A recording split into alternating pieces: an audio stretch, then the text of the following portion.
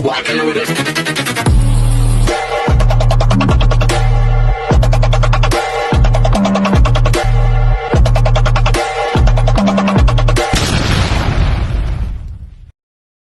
Hi everyone! Good evening! I'm back! It's your Mama Sam dito sa Sam Sam TV. Kamusta naman kayo mga amigo, amiga, kumare at kumpare? Sana lahat kayo ay okay na okay at safe ngayong araw na to. At syempre kung ako naman ang tatanungin nyo, fresh overload pa rin ang beauty ng Mama Sam ninyo. So yun, kamusta naman? Nakapag-dinner na ba kayo ng bonggang-bongga? Kasi kung ako ang tatanungin mo, yes, nag-dinner na kami. Masarap ang ulam namin ngayon kasi ang ulam namin ngayon ay meron kaming gulay saka isda.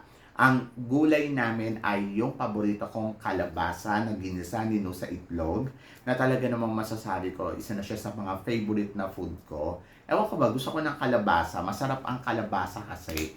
Tapos, alam mo yon yung parang andali mong mabusog pag kalabasa ang kinakain mo. Kaya, I love kalabasa.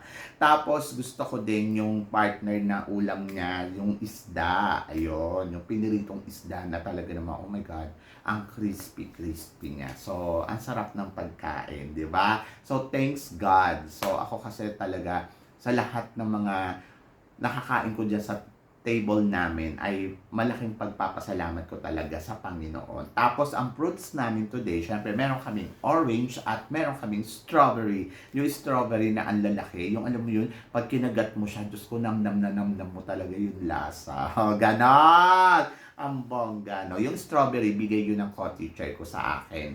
Binigyan niya ako ng 1 kilo. So, ang nakain ko ay kalahating kilo. Charot. So, yun. Kaya ganito kaganda ang Mama Sam ninyo. Kasi kumain ako ng strawberry. O, di ba? So, yun. Nakakaloka si strawberry. O, eto, may chika. Sabing gano'n, dapat daw ba, kapag nagkakagusto ka daw sa isang tao, ay kailangan ikaw daw yung mag-move or ikaw na ang magsabi sa kanya. Alam mo guys, sa totoo lang, may na-experience na akong ganyan. Yung nagsabi ka dun sa crush mo na gusto mo siya. Kasi parang ang hirap nakatingin ka lang sa kanya lagi, nakatitig ka lang sa kanya lagi. Alam mo, sa totoo lang, wala kang mapapala pag sinabi mo sa kanya. Lalo na kung halimbawa gay ka. Tapos straight man siya. Tapos hindi siya pumapatol sa bakla. Ayaw niya ng bakla. Gusto niya talaga babae. Ganon. Ay nako, good luck talaga sa'yo. Pero kung mabait naman si lalaki, sasabihin niya, okay, ganun lang yon. Pero hindi kayo magiging kayo, di ba? So yon, so naalala ko tuloy nung kabataan ko, may sinabihan ako na sobrang mahal kita. Sabi ko gano'n, sabi ko talaga doon sa ombre.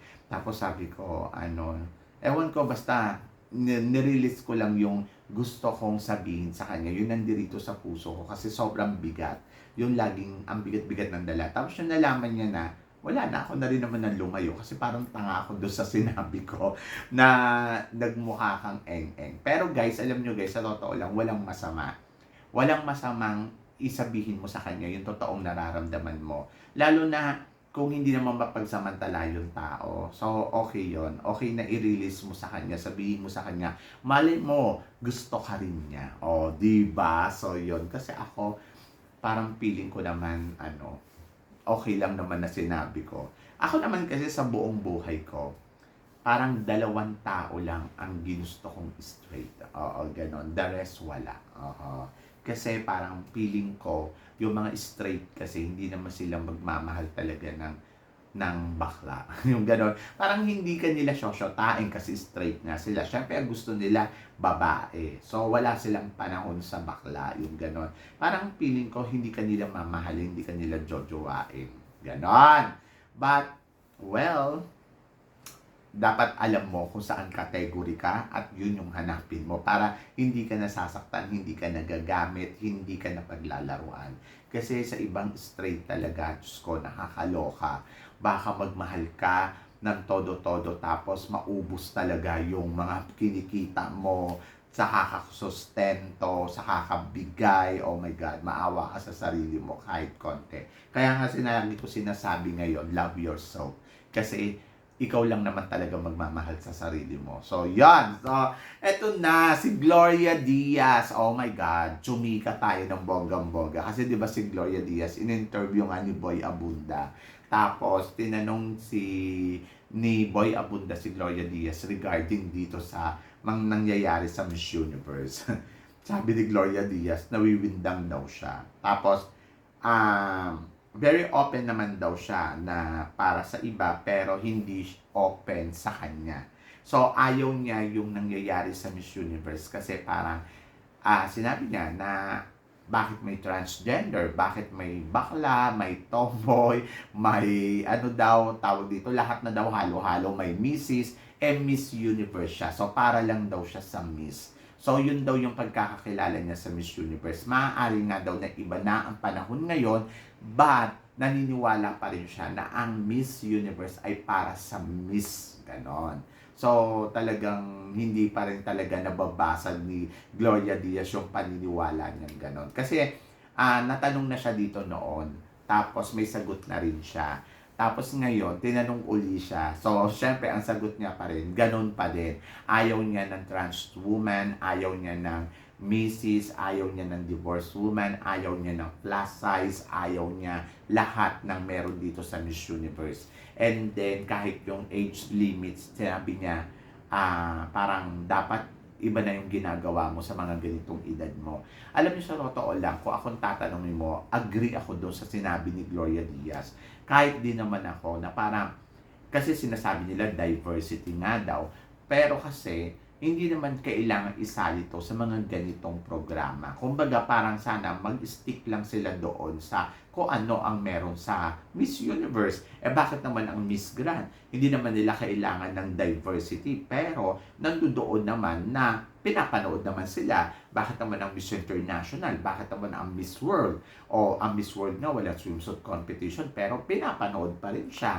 So, nasa programa talaga yan kung paano mo nalang pagagandahin. Pero, para ihalo-halo mo dito talaga nakikita na, okay, gusto mo talaga magpapansin para sa business mo.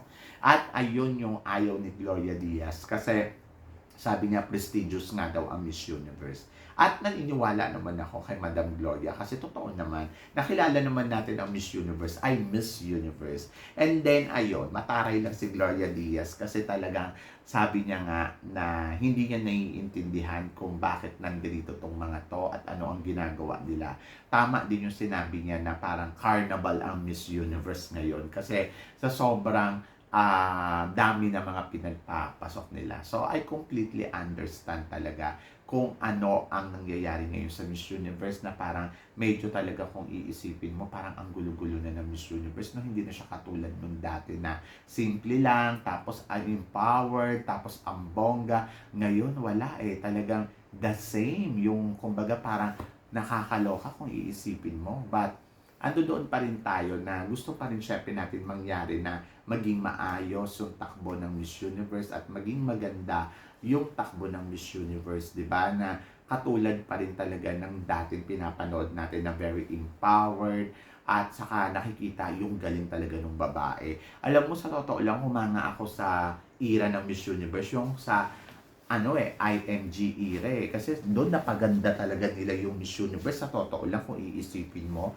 mas na kabog talaga yung Miss Universe kasi yung kay Trump era, medyo malabo din kung ano yung gusto neto.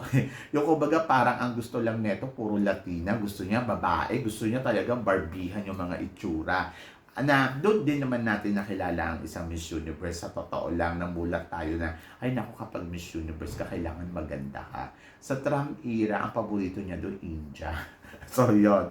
Kasi India at Venezuela. Kasi ayun talaga yung nakikita niya talaga na super ganda talaga na, wow, winner na winner, di ba? So, nakita naman natin yung mga Venezuela noon talaga umariba talaga sa Miss Universe ng bonggang-bongga. Pero yung sa IMG, in fairness naman, nag-shine like a diamond star doon ang South Africa, ang Pilipinas, at nakakuha tayo ng 2 corona. So, ganun kabongga ang dyan sa di ba? Sa Miss Universe noong IMG. At higit sa lahat talaga, yung empowered talaga ng babae. kitang-kita mo talaga na wow, sobrang galing talaga. The way kung paano magsalita, talaga na highlights nila yon. At saka gusto ko rin yung by continent na ano. So ngayon, yung kay ano, medyo magulo. Hindi pa man nagsisimula, wala pa nga 2 taon. Parang ang gulo-gulo-gulo-gulo niya na. So doon naguguluhan si Gloria Diaz. At ayaw nga ni Madam Gloria, yun nangyayari ngayon sa Miss Universe kasi nga, para nga daw circus. Na kung iisipin mo nga naman, oo. Pero, hindi naman siya disagree doon sa mga trans woman, sa mga overage, sa mga married woman. Ang gusto lang ni Gloria Diaz is separate pageant siya. Hindi daw siya dapat kasali dito sa Miss Universe na which it na kung iisipin mo naman ay tama naman, di ba? Kasi dapat talaga hindi naman ganun eh. Dapat wala talaga siya doon. Kasi pag nilagay mo siya dyan, eh di hindi na siya Miss Universe. Iba ng laban yan. But, nakakaloka kung iisipin mo. Sige, hintayin lang natin kung ano pa yung mga ipapakita nila in the future. Hintayin lang natin kung paano gagawin nilang atake. Lalo na ngayon kasi nagkaroon kasi sila ng problema nung nabooking sila. At ngayon na sinasabi nila, hindi sa kanila yan or gawa-gawa lang yan. So, tingnan natin kung ano ang mangyayari sa Miss Universe ngayon. So, ako gusto kong makita yung Miss Universe sa November at sa mga susunod na taon and then tingnan natin kung magiging prestigious pa rin ba ang Miss Universe. Di ba? So, yun. So, para sa akin, Gloria Diaz, iconic Miss Universe. At natutuwa ako sa mga sinasabi niya. Gusto ko. Ang sabi nga ni Gloria Diaz gusto niya nga daw pasalihin si Isabel. Tapos pag binash daw si Isabel or hindi daw pinanalo si Isabel, siya daw ang magpo-protesta sa Miss Universe o siya daw tatalak o, di ba? Diyos ko, takot siguro ni Kunan kay Gloria Diaz. But Gloria Diaz is Gloria Diaz. Isa siya sa mga gusto ko talagang nagsasalita kasi very frank, straight at totoo. Real talk talaga, di ba? So, yon kayo guys, ano guys ang masasabi ninyo dito sa mga pinag-uusapan natin ngayon? So, please comment below para at least malaman ko naman kung ano naman ang chika mo dito sa mga tinatalakay natin. So, yun guys. Guys, maraming salamat syempre sa inyong lahat sa walang sawang suporta at pagmamahal na binibigay ninyo dito sa channel ko. At sa mga hindi pa po nakaka-subscribe dyan, please don't forget to click like and subscribe my channel. At i-click nyo na rin po ang notification bell para lagi kayong updated syempre sa aking mga chika. So always keep smiling and always think positive. Walang imposible guys. Magtiwala lang tayo sa itaas. Kaya guys, hanggang dito na lang. Hanggang sa muli nating chikahan. See you tomorrow. Thank you guys.